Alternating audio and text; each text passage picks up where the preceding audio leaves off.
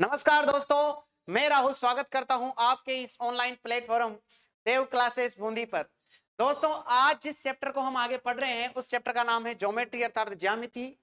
इसके अंदर मैंने बताया था कि त्रिभुजों के दो नियम होते हैं जिनके आधार पर देखते हैं। एक होता है त्रिभुजों की सर्वांग क्षमता, त्रिभुजों की सर्वांग क्षमता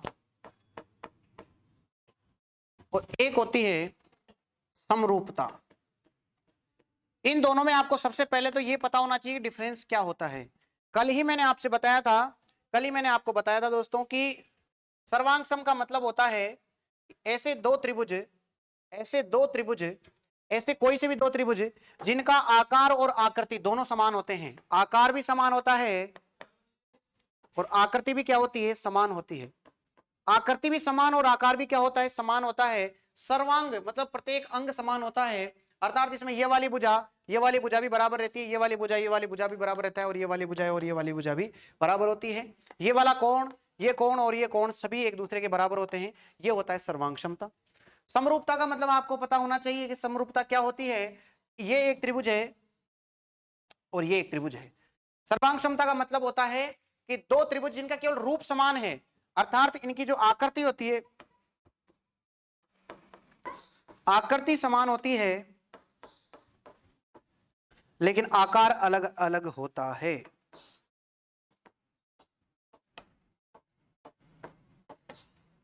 आकार अलग अलग होता है।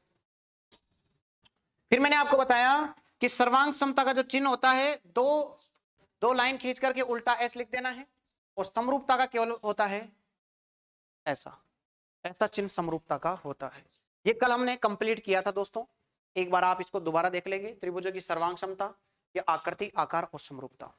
मैंने बताया था आपको, सबसे पहले स्टार्ट करते हैं हम समरूपता या नहीं सर्वांग क्षमता स्टार्ट कर लेते हैं। तो बताइए, सबसे पहले स्टार्ट करेंगे सर्वांग समता, सर्वांग समता।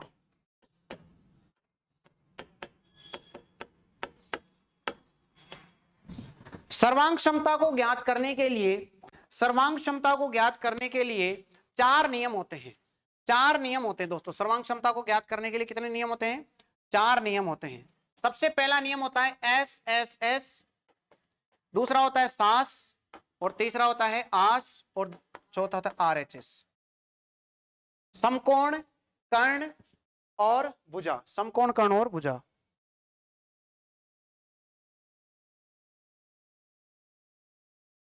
समकोण, कर्ण और भुजा। अब हम धीरे धीरे बारी बारी से S S S, S A S, A S और आर एच एस ये क्या होते हैं इनके बारे में धीरे धीरे अपन अध्ययन करते हैं दोस्तों। सबसे पहले हम एस एस और एस इसका अध्ययन करते हैं। सबसे पहले आप डाल लेंगे एस एस एस का अध्ययन करेंगे तो सबसे पहला जो नियम पढ़ने वाले हैं भाई, दो त्रिभुजों को अगर सर्वांग सम देखना है तो सबसे पहला नियम होता है एस एस एस, अर्थात एस एस एस इसका मतलब होता है साइड का मतलब समझ गए आप? भुजा नियम।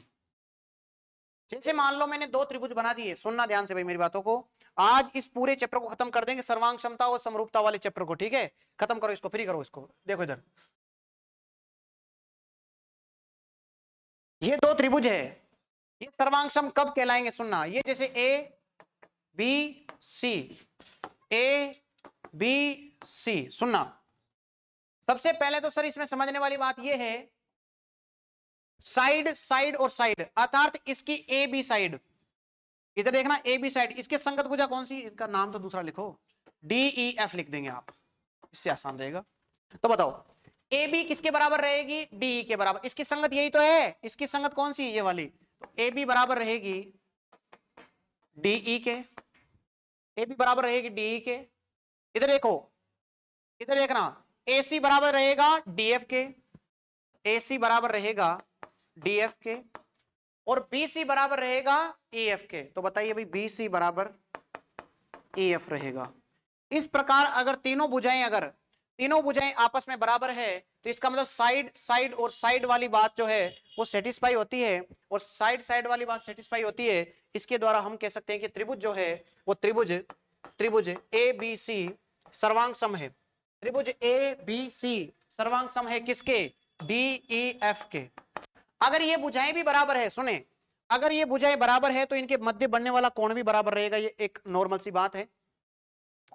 तो मैंने बताया कि ये जो कोण है, कोण ए और कोण डी, ये भी बराबर रहेगा, कोण ए और कोण डी बराबर रहेगा, कोण बी और कोण ई बराबर रहेगा, कोण बी और कोण ई बराबर रहेगा, और कोण सी कोण एफ के बराबर रहेगा। इस प्रकार अपना ये भी इन चीजों से क्लियर होता है। उम्मीद करता हूं कि पहली चीज आपको बिल्कुल क्लियर हो गई होगी। साइड साइड साइड अर्थात मैंने बोला साइड साइड साइड का मतलब क्या हो जाएगा? भुजा भुजा भुजा। ठीक है, ओके भाई। नेक्स्ट अपन नियम पढ़ते हैं। दूसरा आता है सास का नियम, SAS, इसको बोलते हैं SAS। सुनना, इसका मतलब क्या हो गया? Side angle side. इसका मतलब है कि दो भुजाएं हैं और उन दो भुजाओं के बीच में जो बनने वाला कोण है वो बराबर रहना चाहिए। सर कैसे? सुने, ध्यान से सुनेंगे तो प्रत्येक चीज कोई ज्यादा टफ नहीं है, ज्योमेट्री वगैरह, बस आपको समझ में आना चाहिए। अगर समझ में आ जाता है तो कोई भी चीज टफ नहीं होती। ध्यान दें, सुने, वापस से त्रिभुज का नाम ए बी सी डी ई और फिर हो जाएगा एफ। सुनना सर, भुजा भुजा देखो इधर, इसके अंदर मान लो ये वाली भुजा ए बी जो है, ये जो वाली भुजा है ए बी, और क्या है बताओ? D E. ये दोनों भुजाएं क्या रहेगी? बराबर। और मैंने बोला कि बी सी जो है वो ई एफ के बराबर रहेगी। देखो मैंने कौन कौन सी वाली भुजा ली, एक तो ए बी और बी सी ली इसमें तो, और इसमें कौन कौन सी भुजा ली? डी ई और ई एफ ली। तो इनके मध्य जो बनने वाला कोण है ना, ये वाला कोण, ये बराबर रहना चाहिए। ये क्या रहना चाहिए? बराबर। अर्थात जो कोण बी है और कोण ई है वो क्या होगा? बराबर रहेगा। अगर प्रश्न में आपसे घुमाने के लिए दे सकता है, सुने, प्रश्न में आपके घुमाने के लिए ऐसे दे दे,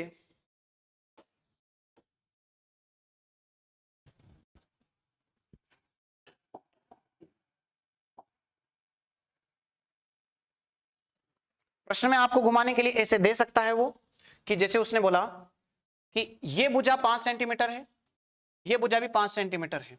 सुन, 2 सेंटीमीटर ये नहीं लो, इसको आप ले लो, 4 सेंटीमीटर है, ये भी 4 सेंटीमीटर है। ठीक,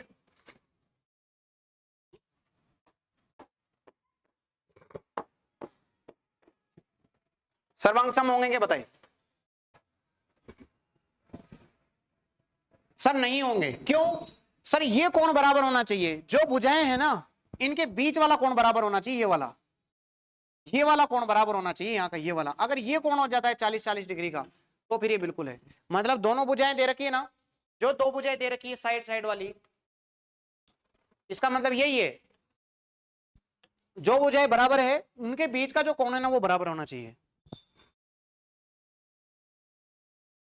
तो ये भुजाएं बराबर थी इसमें, ए बी और बी सी, डी ई और ई एफ, तो इनके मध्य का कोण बराबर होना चाहिए। जो यहां पर जो कोण बन रहा है ना, ये वाला बराबर होना चाहिए। ठीक है, तो उम्मीद करता हूं ये SAS नियम आपको समझ में आ गया होगा। नेक्स्ट, डबल AS क्या होता है? सुने, चलो भाई,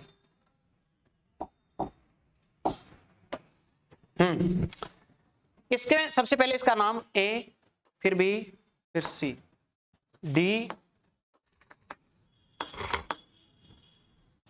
देखिए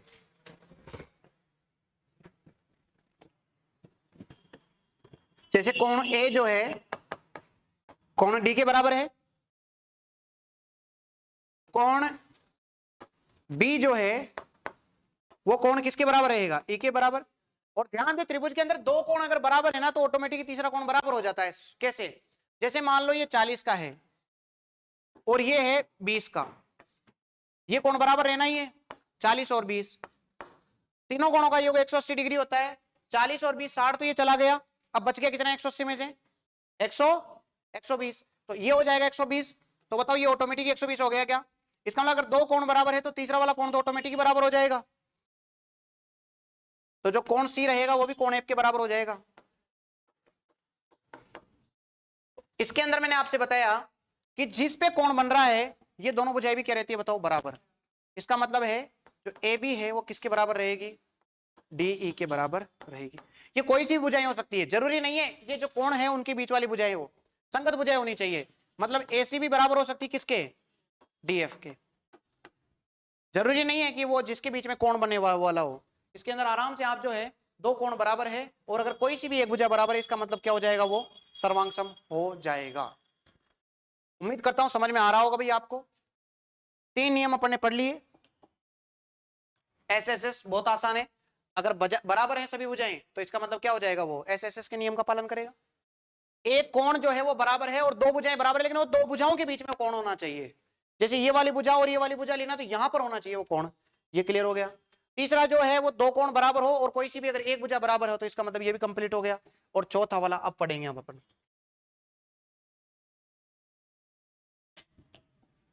चलो लास्ट रह गया, लास्ट कौन सा रह गया, RHS।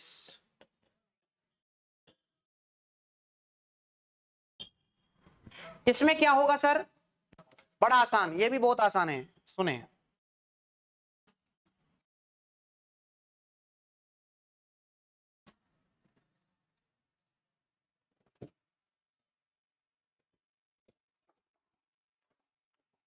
बड़ा आसान सर, आर का मतलब हो गया सबसे पहले रेक्टेंगल से समकोण, एच का मतलब कर्ण, इसका मतलब क्या हो गया, साइड। इसका मतलब सर ये जो नियम लगेगा वो पहली बात ये कि समकोण में ही लगेगा, क्योंकि समकोण नाम आ रहा है, इसका मतलब एक कोण तो 90 डिग्री का होना चाहिए। तो बताओ ये कोण 90 डिग्री का है क्या, ये तो क्लियर हो गया। इसके अलावा इनका कर्ण सेम होना चाहिए, जो ये कर्ण है ना ये वाला, ये दोनों का कर्ण सेम होना चाहिए, कर्ण सेम होना चाहिए।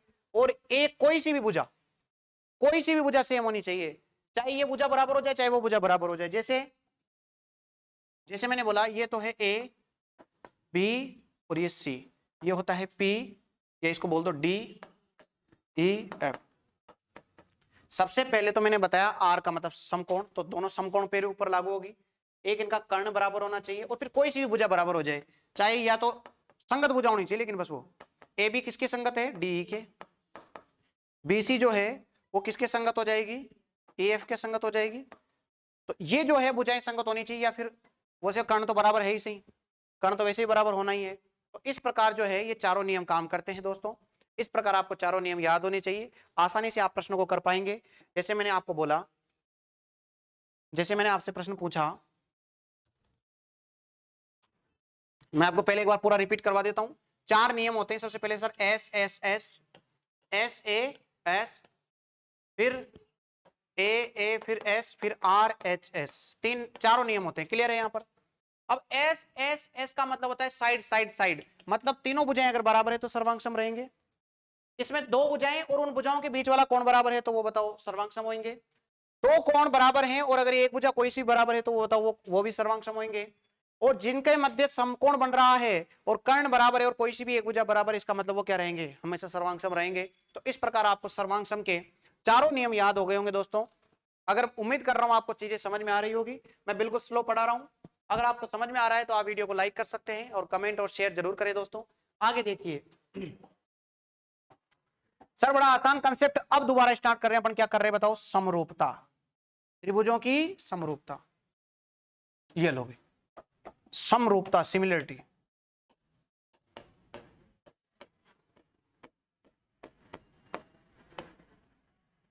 चलो स्टार्ट करें समरूपता को। सबसे पहला नियम क्या होता है सर, बताइए। सबसे फर्स्ट नियम बताओ।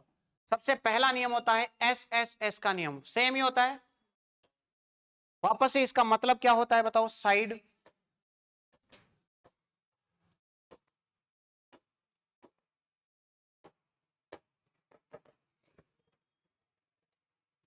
अब सुनना, पहले मैं बना देता हूं एक बार चित्र और आपको अच्छे से समझ में आएगा।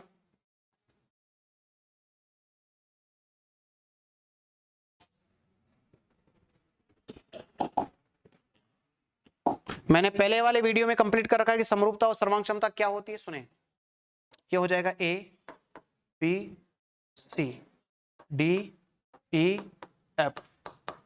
समरूप होने के लिए सबसे पहली बात यह है कि सर जब सर्वांगसम चेक करते थे तो तीनों भुजाओं को बराबर करते थे।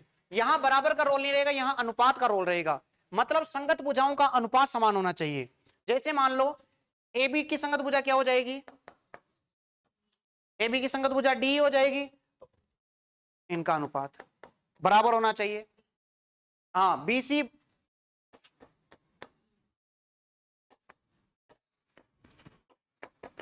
और बराबर होना चाहिए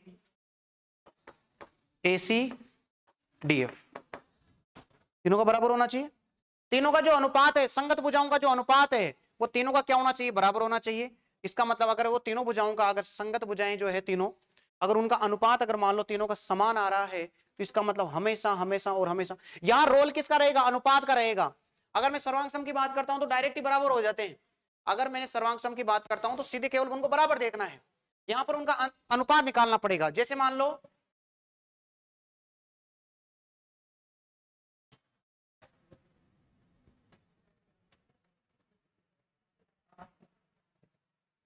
यहां पर देखो, इनका और इसका अनुपात देखेंगे कितना आएगा, 4:2। 4:2 का मतलब कितना हो गया, 2। मतलब ये जो भुजाएं हैं इनके साथ भी अनुपात हमेशा 2 के अनुपात में सेट होना चाहिए, तब जाकर के क्या हो जाएंगे, समरूप हो जाएंगे। क्वेश्चन करेंगे इसके ऊपर अपन आराम से करेंगे भैया ना। जैसे ये 3 होगी तो ये 6 होनी चाहिए, ये मान लो 4 है तो कितनी होनी चाहिए, 8 होनी चाहिए।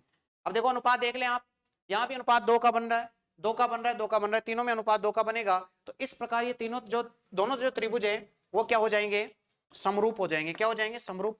अर्थात अगर संगत भुजाओं का अनुपात, अगर संगत भुजाओं का अनुपात अगर बराबर है तो वह त्रिभुज क्या कहलाएंगे, समरूप कहलाएंगे। एक बार सभी उतारे भाई इसको।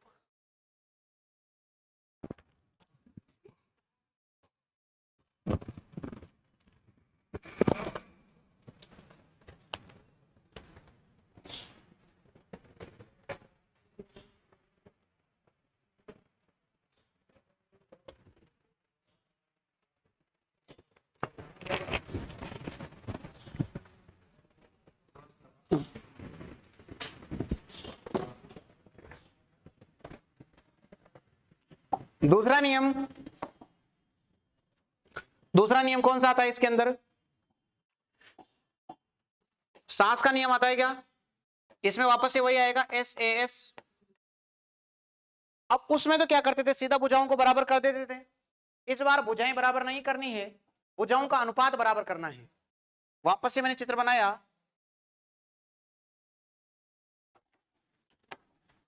ये A B C D E F, कोई सा भी कोण जो है वो बराबर होना चाहिए। लेकिन मैंने बताया कि जो संगत भुजाएं का जो अनुपात है वो होना चाहिए। देखो इधर ए बी, इसकी संगत भुजा डी संगत भुजा हो जाएगी, इन दोनों का अनुपात बराबर होना चाहिए। आप मान लो बी सी ई एफ, लेकिन जो कोण है वो यही बराबर होएगा, है ना। क्योंकि मैंने बताया था ये भुजाएं तो बात कर रहा है, तो इन भुजाओं का जो बीच का कोण है वही होना चाहिए बराबर, क्योंकि यहाँ बीच में आ रहा है। देखो दोनों भुजाओं के बीच वाला कोण बराबर होना चाहिए। तो जो दो भुजाएं दे रखी उनका अनुपात अगर सेम है तो उनके बीच में जो बनने वाला कोण है वो बराबर होगा। तो क्या हो जाएगा, वो हमेशा हमेशा और हमेशा क्या हो जाएगा, समरूप कहलाएंगे वो। तो जो कोण बी है वो कोण ई वो क्या रहेगा, ऑटोमेटिक ही बराबर रहेगा। अगर ये ऐसा इस कंडीशन को सेटिस्फाई करते हैं तो फिर तो समरूप हो ही जाएगा। समरूप हो जाएगा इसका मतलब क्या हो जाएगा, ये सभी क्या हो जाएंगे, सभी का अनुपात बराबर हो जाएगा और सभी कोण भी बराबर हो जाएंगे। अंतिम एक और नियम आता है, वो होता है डबल ए का नियम, एंगल और एंगल का नियम, एंगल और एंगल का नियम। ये तो नॉर्मल सा नियम हो जाएगा कि अगर कोई से भी दो कोण अगर मान लो, कोई से भी दो कोण अगर बराबर हैं, कोई से भी दो कोण अगर बराबर हैं तो ए का नियम का पालन करेगी। और मैंने बताया था कि अगर दो कोण बराबर है तो तीसरा कोण तो ऑटोमेटिक ही बराबर रहेगा। ठीक है, ये मैंने सर्वांगसम वाला बना दिया।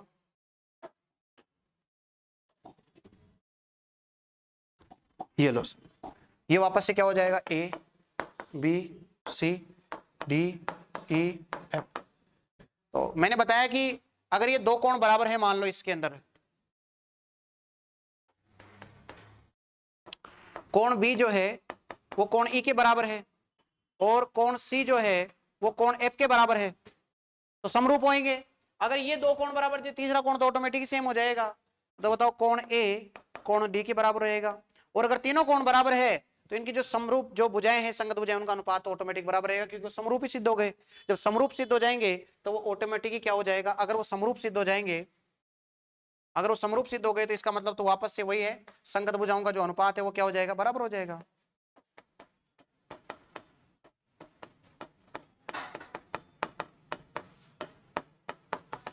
बस ये हो गए भैया समरूपता के नियम।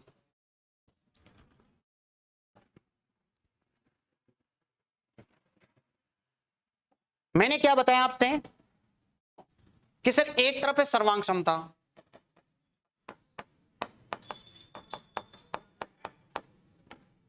और एक तरफ है समरूपता। अगर मैं बात करूं सर्वांग समता की,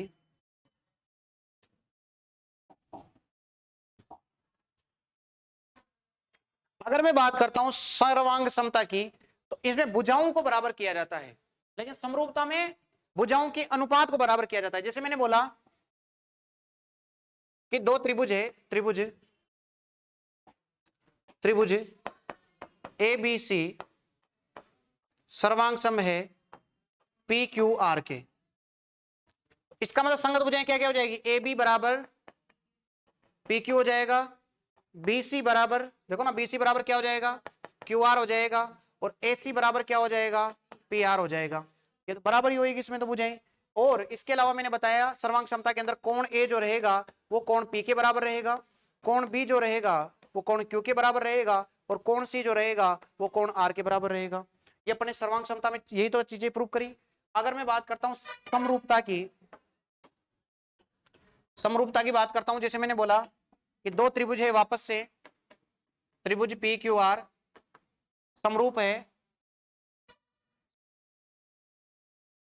त्रिभुज ए बी सी समरूप है त्रिभुज पी क्यू आर के। तो अपने को क्या है, इसमें अनुपात पे ध्यान देना है, इन पे अनुपात पे ध्यान देना है। इसका मतलब देखो A B upon P Q बराबर रहेगा, B C upon Q R बराबर रहेगा, और A C upon P R बराबर रहेगा। और तीनों के कोण तो वापस से सेम रहेंगे, कोण में तो कोई चेंज होएगा ही नहीं। कोण ए बराबर कोण पी हो जाएगा, कोण ए बराबर कोण पी हो जाएगा, कोण बी बराबर कोण क्यू हो जाएगा, और कोण सी बराबर कोण आर हो जाएगा। यही तो अपनी समरूपता के अंदर पड़ा। बस केवल फर्क इतना सा है कि इसमें भुजाएं बराबर होती है और इसमें अनुपात बराबर होता है। अगर मैं बात करता हूं इसमें क्षेत्रफल की, अगर मैं बात करूं इसके क्षेत्रफल की, अगर मैं इसके क्षेत्रफल की बात करता हूं तो एरिया जो हो जाएगा, क्षेत्रफल, इसको क्षेत्रफल लिख देता हूं, क्षेत्रफल जो रहेगा, क्षेत्रफल किसका, त्रिभुज एबीसी का। सर्वांग समय तो मैंने बताया था आपको, जब सर्वांग समय तो ऑटोमेटिक ही जो है वो त्रिभुज दोनों के क्षेत्रफल बराबर हो जाएंगे। क्षेत्रफल ऑफ पी क्यू आर दोनों क्या रहेंगे, बराबर।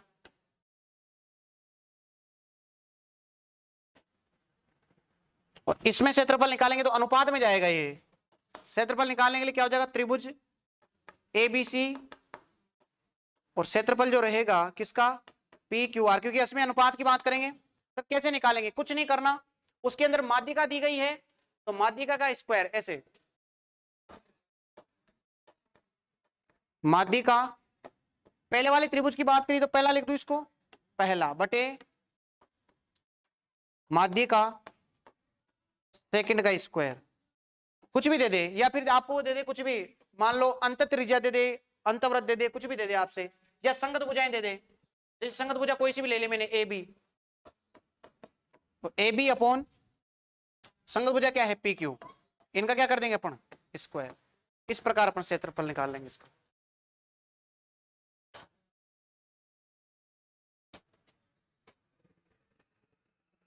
आराम से सभी इसका स्क्रीनशॉट ले ले भैया ना, बिल्कुल आसान है, कंसेप्ट कुछ नहीं है सर। सबसे पहले सर्वांग समता पढ़ी, सर्वांग समता में मैंने आपको बताया कि भुजाएं बराबर होती है, अनुपात नहीं होता, कोण तो दोनों में सेम रहेंगे, बस इसमें अनुपात की बात करेगा, इसमें तो बात करेगा बराबर होने की, उसमें अनुपात की बात कर देगा। इसमें दोनों के क्षेत्रफल बराबर हो जाते हैं, इसमें क्षेत्रफल की अनुपात की बात करेगा। जब इनके क्षेत्रफल निकालेंगे तो कुछ नहीं है, जैसे उसमें माध्यिका दे रखी है तो पहले वाले की माध्यिका बटे दूसरे वाले की माध्यिका, और उसका क्या कर देंगे, स्क्वायर कर देंगे, तो किसी का भी क्षेत्रफल का अनुपात निकल जाएगा। या फिर उसमें संगत भुजाओं का दे रखा होगा तो संगत भुजाएं दे दी ए बी और पी क्यू, तो इन दोनों का अनुपात निकाल लेंगे। इस प्रकार जो है अपना सर्वांग क्षमता और समरूपता होती है दोस्तों।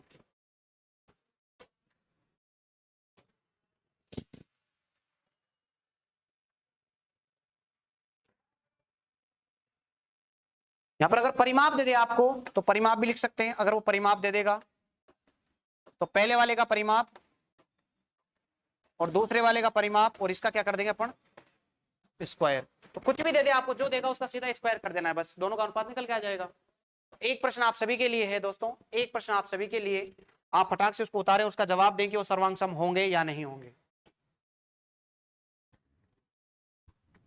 मैंने बोला और कौन सा नियम लगेगा ये भी आप बताएंगे मुझे।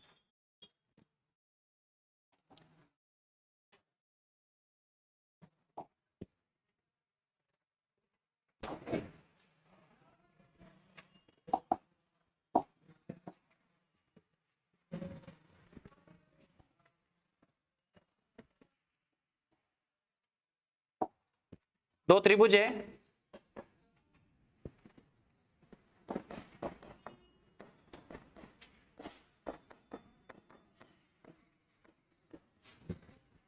दो त्रिभुज एबीसी और पीक्यूआर में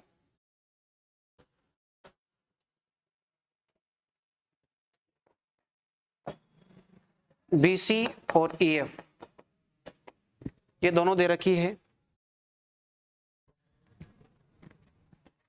5 सेंटीमीटर, 5 सेंटीमीटर।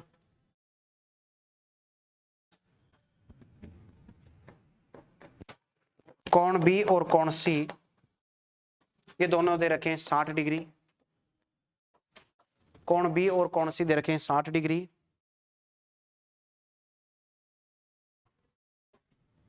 कोण बी और कोण ई, कोण बी और कोण ई, और आपको दे रखा है कोण सी और कोण सी और कोण एफ 40 डिग्री, 40 डिग्री दे रखा है ये। तो बताइए ये सर्वांग सम है या नहीं है, यस या नो में जवाब दे, यस या नो में जवाब दे भाई, जल्दी से करिए इसको।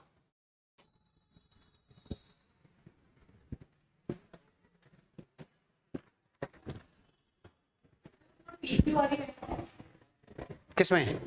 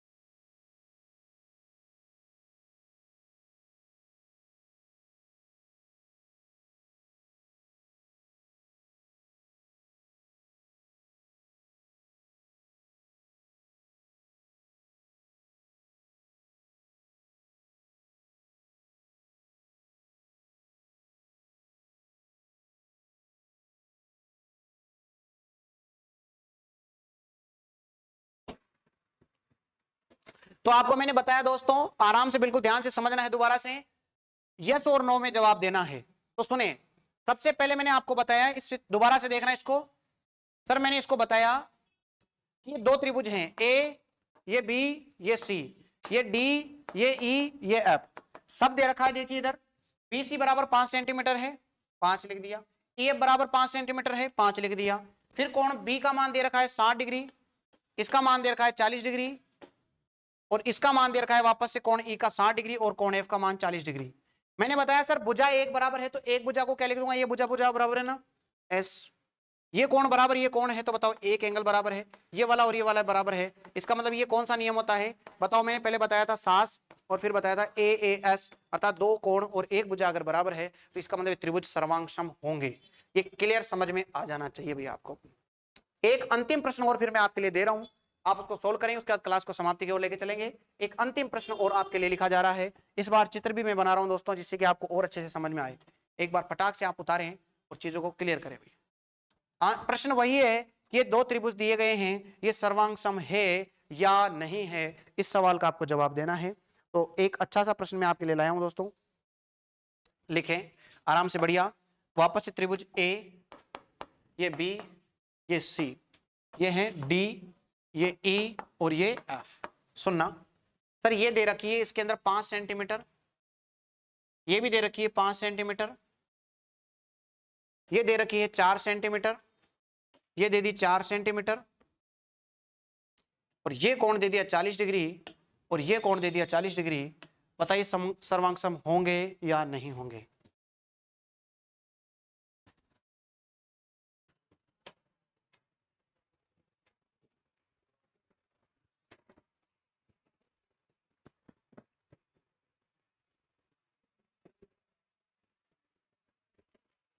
नहीं होंगे। जब भी चेक करना है आपको कि सर्वांग सम है या नहीं है, तो ये सर्वांग सम नहीं होंगे दोस्तों।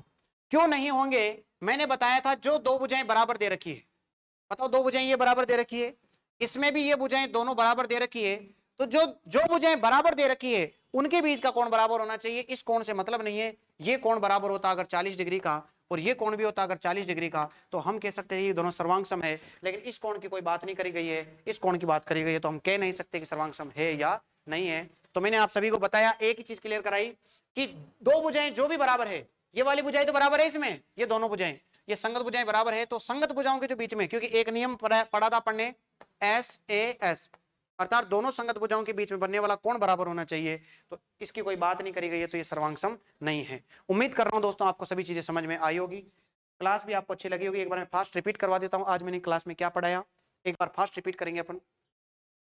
देखिए आप ध्यान से, सर मैंने ज्योमेट्री स्टार्ट करी और ज्योमेट्री के अंदर मैंने आपको बताया कि सर्वांग क्षमता होती क्या है पहले, फिर मैंने आपको बताया कि समरूपता क्या होती है, फिर मैंने नेक्स्ट आपको बताया कि सर्वांग क्षमता ज्ञात करने के 4 जो होते हैं नियम होते हैं। एस ए एस जिसको बोलते हैं एस एस एस जिसको बोलते हैं भुजा भुजा भुजा नियम। फिर दूसरा नियम होता है साइड एंगल साइड अर्थात भुजा कोण भुजा नियम। और फिर मैंने तीसरा नियम बताया कोण कोण भुजा नियम।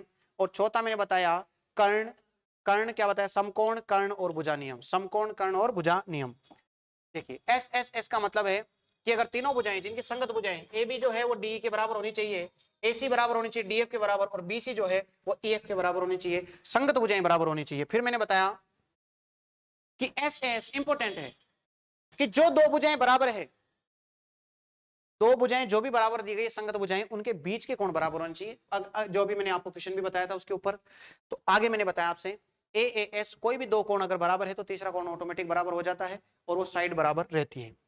आगे मैंने बताया रेक्टेंगुलर अर्थात इसके ऊपर जो समकोण है, समकोण इसमें सबसे पहले तो बात है कि समकोण बनेगा अर्थात एक 90 डिग्री का कोण बनना जरूरी है। H का मतलब होना चाहिए उनका कर्ण बराबर आएगा और S का मतलब है कोई सी भी एक भुजा बराबर रहेगी। नेक्स्ट फिर मैंने समरूपता के अंदर बताया सर्वांग क्षमता और समरूपता में अंतर क्या है, केवल एक ही अंतर है सर्वांग क्षमता और समरूपता के अंदर कि जो सर्वांग क्षमता है उसके अंदर तो बराबर होता है, भुजाएं बराबर होती हैं, भुजाओं का अनुपात बराबर होता है। 3 ही नियम होते हैं इसके, तो दो भुजाओं का जो अनुपात है और बीच में क्या होना चाहिए, इनका एंगल बराबर होना चाहिए। और तीसरा नियम मैंने बताया कोई भी दो कोण बराबर है तो वो ऑटोमेटिक तीसरा कोण बराबर हो जाएगा, अगर ऐसा होता है तो वो समरूप कहलाएंगे।